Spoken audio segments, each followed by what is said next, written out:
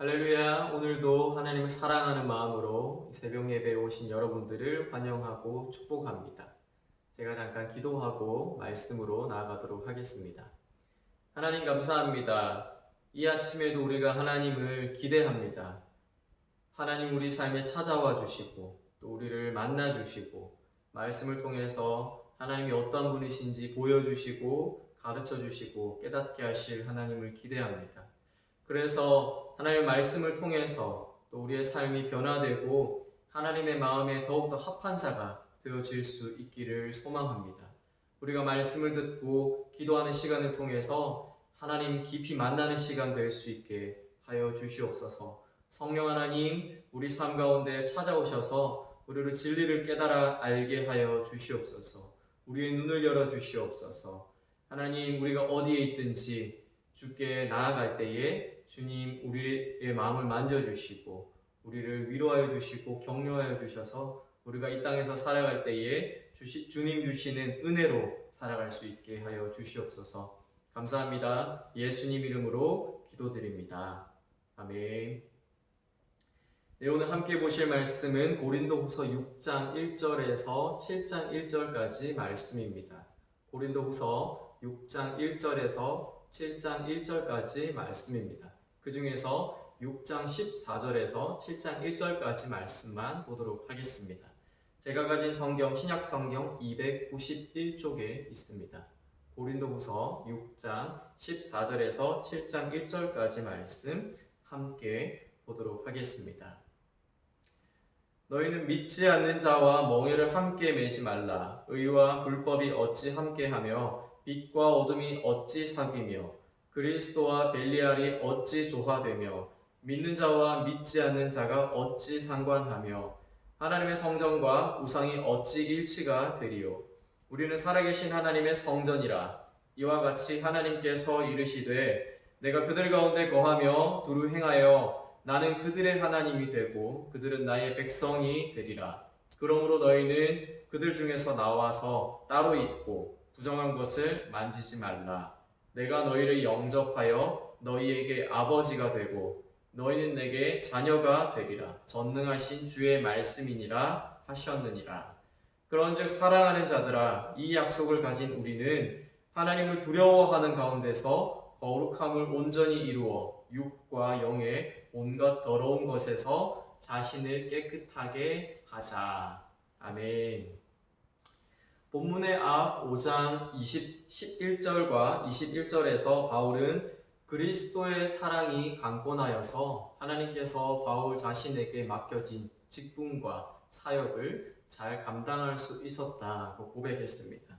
그때 자신에게 맡겨진 직분과 사역은 화목하게 하는 직분인데 그것은 하나님께서 그리스도로 말미암아 바울 자신과 화목되게 하셨듯이 이제는 그리스도를 대신하여 자신이 화목하게 하는 말씀을 전하게 있고 그래서 너희는 하나님과 화목하라고 바울은 권면했습니다.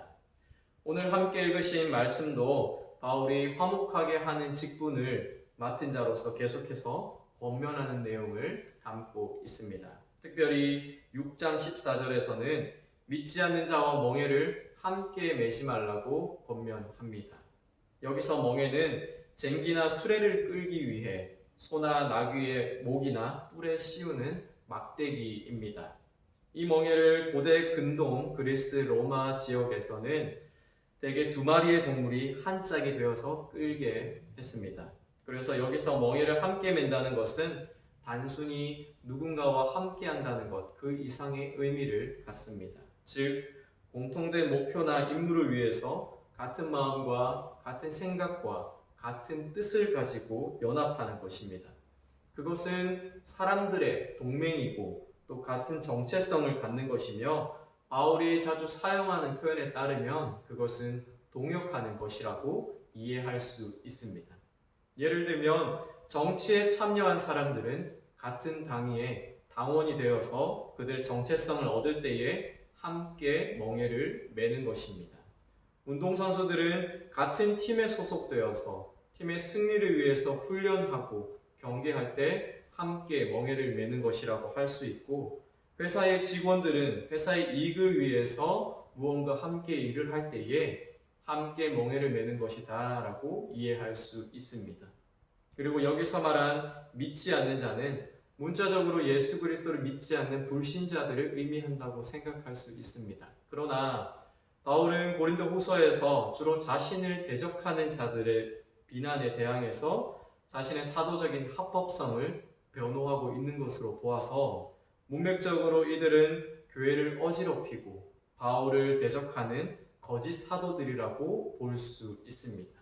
즉 믿지 않는 자와 멍에를 함께 매지 말라는 바울의 이 권면은 지금 너희 고린도 교회에 있는 거짓 사도들과 더 이상 동역하지 말고 그들과 분리되며 그들과 관계를 완전히 단절하라는 말입니다.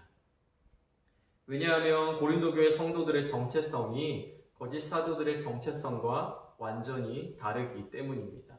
바울이 말하기를 예수 그리스도를 믿음으로 새 언약 아래에 있는 우리는 16절에서 말씀하기를 살아계신 하나님의 성전이고 하나님의 백성이며 18절에서 말하기를 하나님 아버지의 자녀다라고 말하고 있습니다.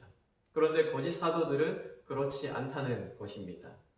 정의와 불의가 연합할 수 없듯이 빛과 어둠이 공존할 수 없듯이 그리스도와 하나님을 대적하는 의미로 사용되는 벨리알이 서로 함께 걸을 수 없듯이 예수 그리스도를 믿는 자와 믿지 않는 자가 동일한 유업을 받을 수 없듯이 마지막으로 하나님의 성전에 이교도의 우상을 가져다 놓을 수 없듯이 너희는 그들과 하나님 안에서 존재가 완전히 다르니 그들과 함께 동역해서는 안 된다고 말하고 있는 것입니다. 그들과 계속 함께 하다가는 그들과 동일해질 것을 그리스도 안에 속하지 않은 자로 그들이 변하게 될 것을 우려했기 때문입니다. 사실 고린도 교회 내에 있는 사역자들도 교회 사역자들로 불리는 자들이었습니다. 그들은 다른 교회로부터 신원을 보증받은 추천장을 갖고 있는 사람들이었고 뛰어난 설교 실력도 갖고 있으며 성령의 능력도 행하는 자들이었습니다. 그러나 본문에서 바울은 그들을 믿지 않는 자들이라고 부릅니다. 바울 서신에서 특별히 고린도전서에서 믿지 않는 자들이라고 지칭하는 사람들은 명백하게 하나님의 백성의 영역 바깥에 있는 사람들을 말합니다. 비록 그들이 교회에서 성경을 가르치고 겉으로는 신앙을 고백하고 있는 자들이라고 할지라도 바울이 보기에 이들은 그리스도 안에 있는 사람들이 아니었습니다. 그들은 여러 인간적 자랑거리로 사역자의 권위를 내세웠습니다. 자신의 유대교 유산을 뽐냈고 추천장을 자랑했으며 사역 과정에서 경험한 작은 어려움을 과대포장해서 마치 훌륭한 메시아 사역자인 것처럼 들먹거렸습니다. 복음을 대하는 태도는 더 심각했습니다. 잡상인처럼 복음을 이익의 통로로 사용했고 교인들의 재정을 착취했습니다. 성령의 능력을 통해 성도들을 하나님께 가까이 나아가게 하거나 하나님을 영광되게 하기보다는 오히려 자신에게 주목되게 하였습니다. 그들은 예수 그리스도를 입으로는 말했지만 실제 태도와 가르침은 예수 그리스도의 삶과 전혀 달랐습니다. 예수 그리스도를 위한 희생을 자랑거리로 만들고 성도를 위한 겸손과 섬김도 없었습니다. 그들이 전하는 내용과 추구하는 목적과 삶의 모습은 그들이 살았던 세상인 고린도와 크게 다르지 않았습니다. 성공과 번영이라는 것, 안정이라는 세상의 가치만을 추구하면서 신앙과 사역자라는 말로 포장했을 뿐입니다. 결국 그들은 세상에 속한 자들이었고 복음을 왜곡하는 사탄의 일꾼에 불과했습니다. 바울의 표현에 따르면 이들은 하나님 안에 있는 자들이 아니고 그리스도를 아는 자들도 아니며 하나님과 화목하지 않은 자들이었습니다.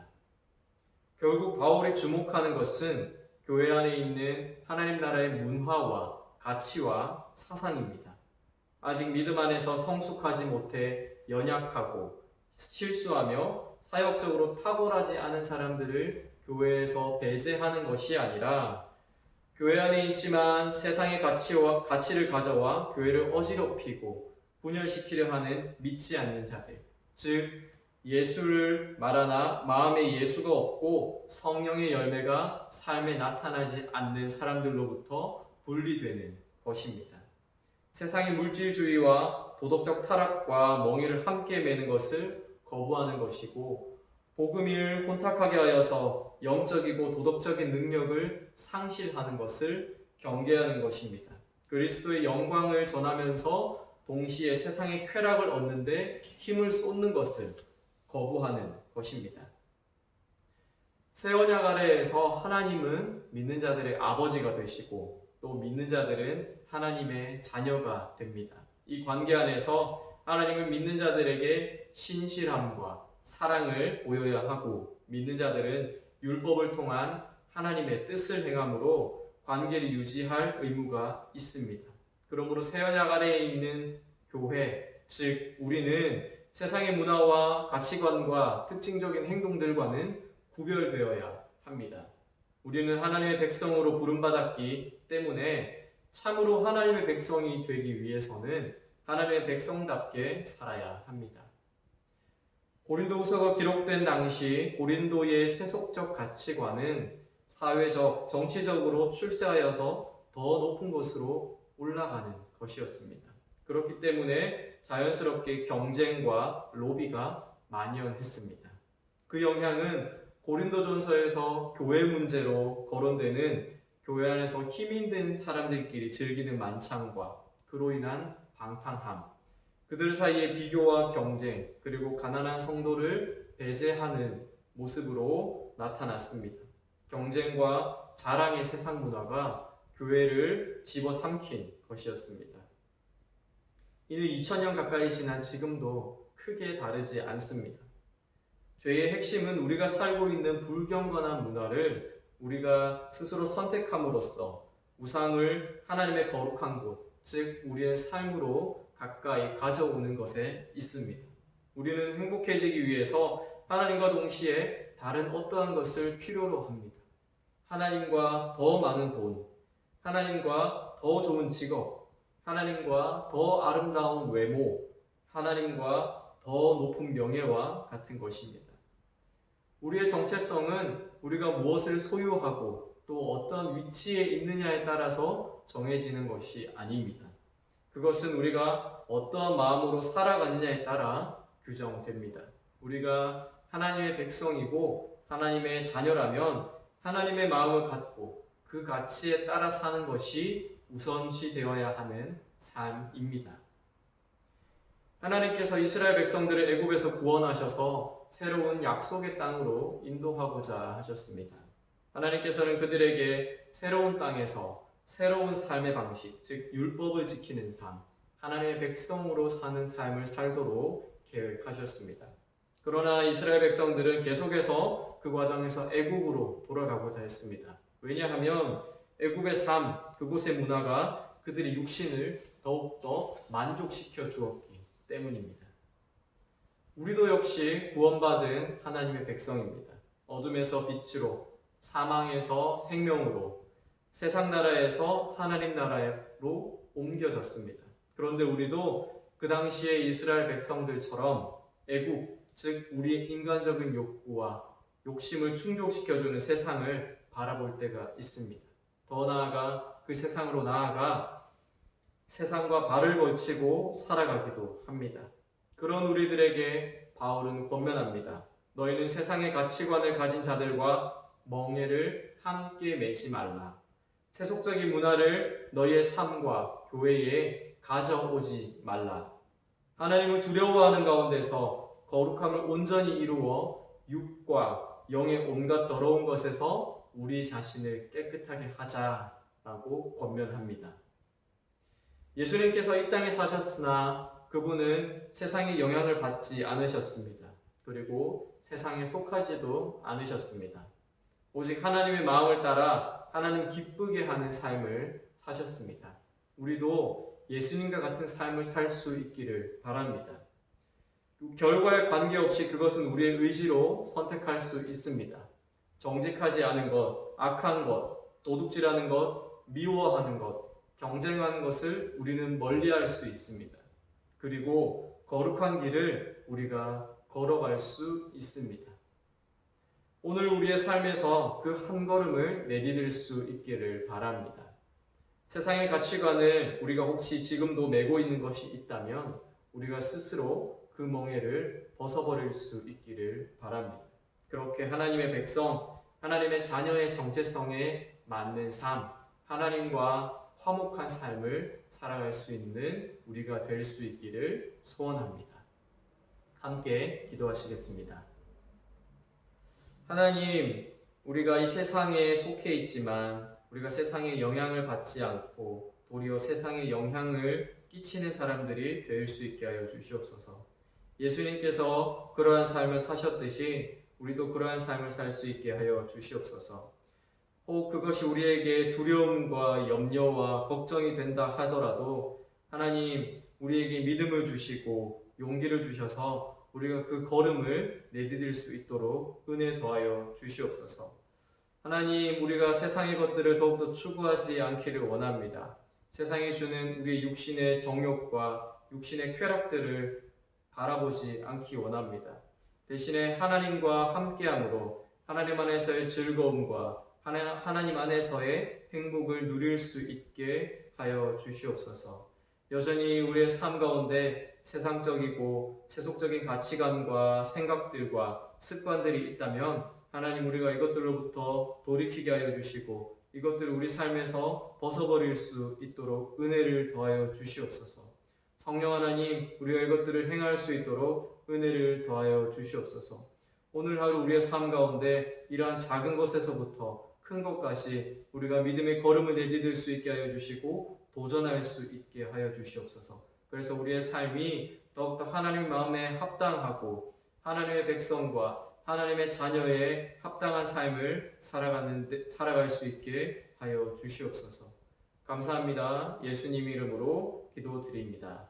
아멘.